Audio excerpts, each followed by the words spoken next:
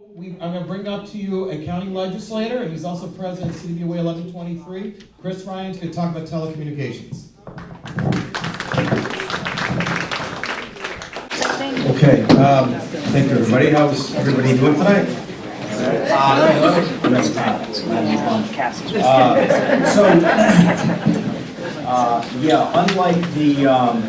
Unlike the teachers who can't go on strike, we go on strike. Here, microphone closer. Unfortunately, we go on strike a lot. Specifically, last year, as everybody can remember, we were on strike for 8 weeks, 8 long weeks, but especially tough because they brought in hundreds and hundreds of workers. They enticed everybody across the picket line. They cut off our health care. They did every single thing that they could do to scare us back into work. They didn't. When they when they mailed us our overnight FedEx packages to tell us our health care was done and your COBRA rates are $97,000 a month, they thought that was going to scare everybody back, but it didn't. It backfired on them, and it galvanized us to a pretty good degree, a big degree. And I guess for us, and it became specifically to telecommunications issues in 10 seconds here, but what it was, our message was, and we came in, we were dealing with a company, and I was on the bargaining committee. Fortunately, I was in Westchester, New York for the better half of 2015. Dealing with a company that made $1.8 billion a month. $1.8 billion a month, and they maintain from the get-go, from the beginning until the end, that they will reserve the right to send as much call center work overseas. There will be no overtime, there will be no compensation time, there will be no shift differential. Your benefits package will fall more in line with your wireless partners, and on and on and on and on and on. So ultimately what happened was we went on strike, and when we came back from our strike, we gave back nothing. We gave back not one thing. Not only did we not give back one thing, we also had forged a new agreement with call center work that added 127 jobs out of Thompson Road, which was fantastic.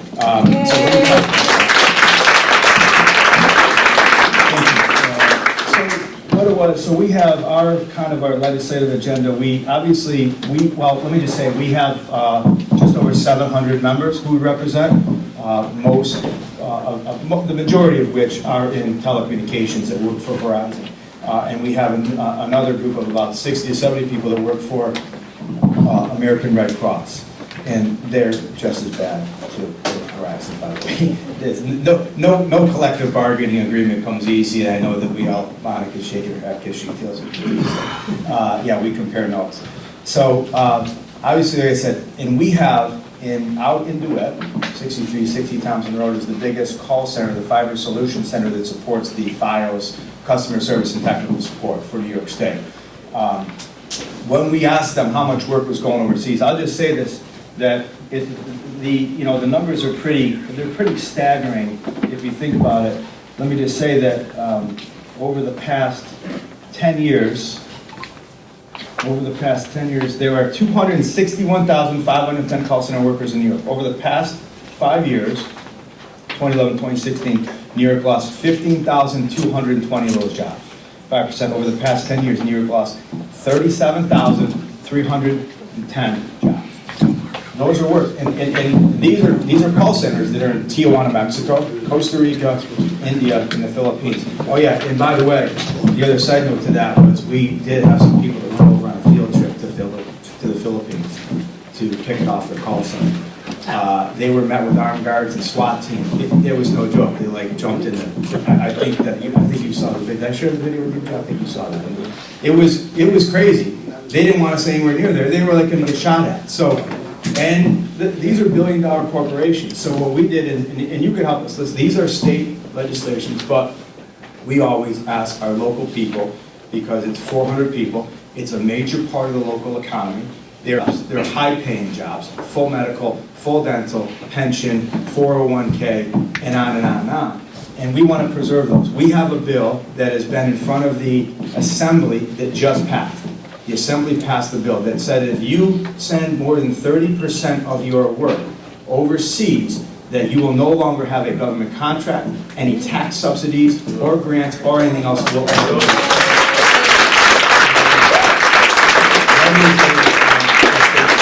30% of the work, and if the call center has to be over 50 people. So thankfully enough, the New York State Assembly passed that, to no surprise, and I hope nobody falls off their chair when I say this.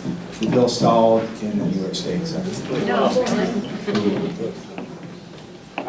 And we also have a big call center here in DeWitt, but that's a conversation for another day. But anyway, we certainly want to next year advance that, and anybody who is going to be with us on a local level to help lobby for that, it is greatly, greatly appreciated. Call center work is a big part, but the future work, in another part of it, we always said, well, the wireless stores, why are you guys at the wireless stores? Why are you at the wireless stores? You're not union. Well, they are. We have a contract, the CWA has a contract with the wireless cell site technician and workers in Manhattan. We're CWA Local 1101 out of New York City, 1123. We also had a drive in Brooklyn. Brooklyn voted in election, NLRB, and we were bargaining a contract for the Brooklyn store, and there was another store up in Massachusetts, and they wanted to do that separately. And what we said to them was, we're not bargaining separately, you're not going to piece us off, and we will not come back from our strike until we have a contract with Verizon Wireless. Because we will not leave behind the people who voted to be part of the union. We're not going to let them go. And we didn't, and we got those two contracts. They came through. They were the first and second contracts for retail workers, which was an unbelievable victory. And we are going to be doing more of that. So we are hopeful that, obviously everybody knows that obviously union members have better compensation, better packages, so that when we are going to be oppressed and unable to organize at Verizon Wireless, we are hopeful that you will all be with us and stand behind us and ready to write the CEO letters in our support. So that's part of our agenda too. But yes, and two other things. Obviously, we just go through customer service. We see everybody, the technicians that are out on the road installing your files. But if anybody lives in the city of Syracuse, you can't have files. Correct. It's only for the suburbs and not the rural suburbs. So, well, we had a bill. So we had a bill for a mandatory files build out in the New York State. It failed, but in a pretty decent political victory, what we made it out of committee, which was the Committee on Corporations, Authorities, and Commissions, which was a big milestone, and they don't like that because they don't want them to be told where to build. But I'll tell you what, there's taxpayers out there, they should be building in files, and they should not be leaving the city of Syracuse behind. If you live in Camillus, Lysander, Van Buren, Geddes, Cicero, Clay, DeWitt, Fayetteville, Manlius, you can have files. In the city, you cannot. It's a major problem. It's a major part of our agenda moving forward. And we are hopeful that everybody in the city who's elected to the city, who lives in the city, will stand behind us when we are going at the company and saying, bring the city of Syracuse a choice for your data provider, your TV provider, because a cable company just sucks.